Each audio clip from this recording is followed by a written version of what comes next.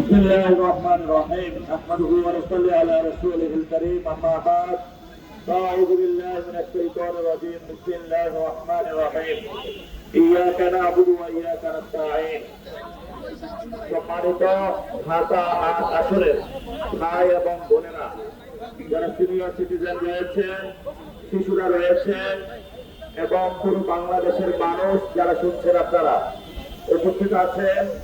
11 দলীয় জোটের নেতৃবৃন্দ উপস্থিত আছেন। জামায়াত ইসলামীর নির্বাচন পরিচালনা কমিটির সিনিয়র নেতৃবৃন্দ উপস্থিত আছেন। এনসিপির নির্বাচনী পরিচালনা কমিটির সিনিয়র নেতৃবৃন্দ। আমি বেশি কথা বলবো না।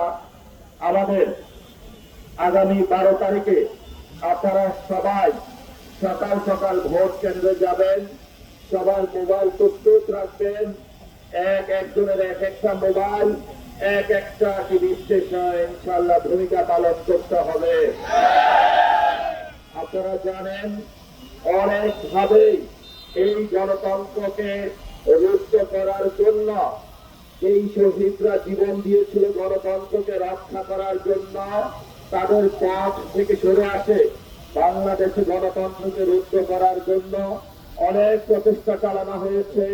আমাদের মা বোনদের পেটে লাথি মারা হয়েছে, কাউকে দা দিয়ে কোপ দেওয়া হয়েছে, কারো মাথায় বরফ নিক্ষেপ করা হয়েছে, কারো বোরকা ধরে টান দেওয়া হয়েছে, কাউকে খুন করা হয়েছে। আজকেও আমাদের নির্বাচনী একটি ক্যাম্পে চাপাতি এবং ছুরি দিয়ে 4 ভাইকে আহত করে তারা পালিয়ে গিয়েছে।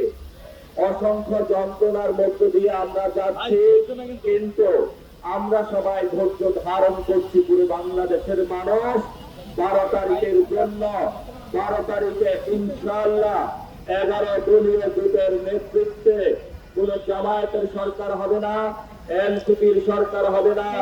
বাংলাদেশের 18 কোটি মানুষের 12 তারিখের পরে জনগণের সরকার গঠন হবে বাংলাদেশে।